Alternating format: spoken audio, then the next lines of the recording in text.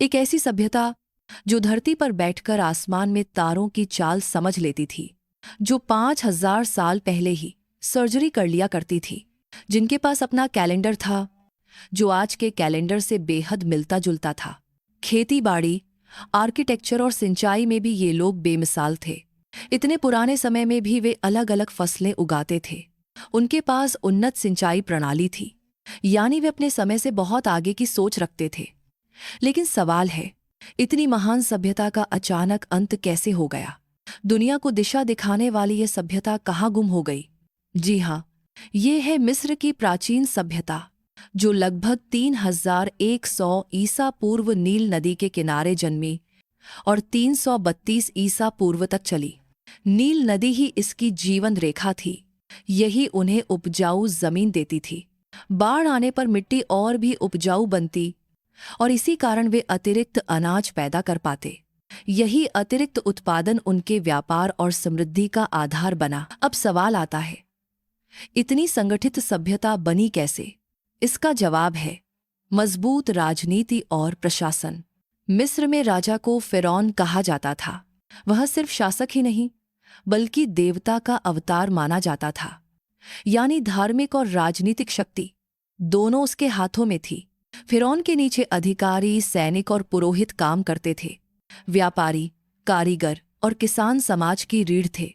सबसे नीचे दास और नौकर थे। लेकिन मिस्र के दास मध्यकालीन दासों जैसे नहीं थे। उन्हें अधिकार प्राप्त थे और चाहें तो वे स्वतंत्र हो सकते थे। अगर समाज की तस्वीर देखें तो ये पिरामिड जैसी संरचना थी। ऊपर राजा और सबसे नीचे आम लोग। भारत के वैदिक काल की तरह ही यहाँ भी समाज वर्गों में बंटा हुआ था। अब बात करें धार्मिक विश्वास की।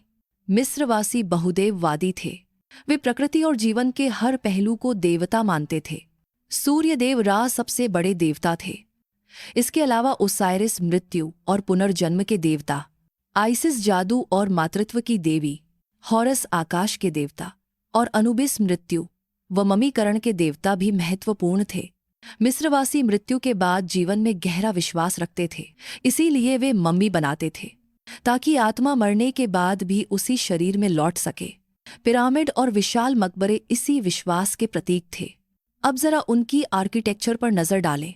पिरामिड, मंदिर, महल और स्तंभ सब उनकी कला के नमूने हैं।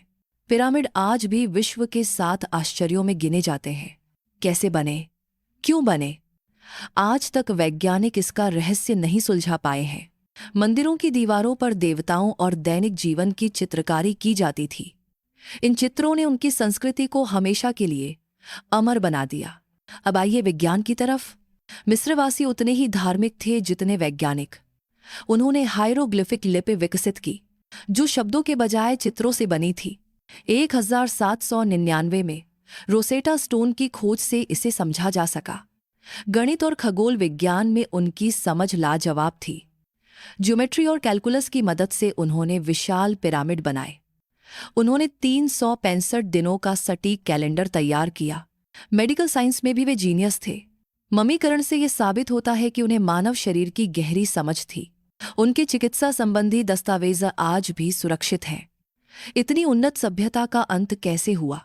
332 ईसा पूर्व में सिकंदर महान ने मिस्र पर विजय प्राप्त की। इसके बाद मिस्र ग्रीक और फिर रोमन साम्राज्य का हिस्सा बन गया। यहीं से इसकी गिरावट शुरू हुई। फिर भी मिस्र की सांस्कृतिक और वैज्ञानिक धरोहर आज भी जिंदा है।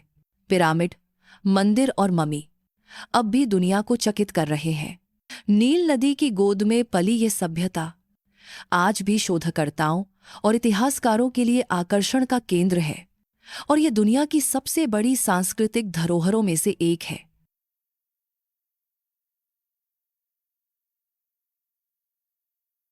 लेकिन मिस्र की असली पहचान है पिरामिड, जो अब भी रहस्यों से भरे हुए हैं।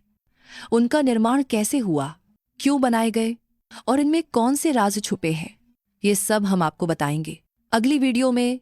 सिर्फ पिरामिड की पूरी कहानी।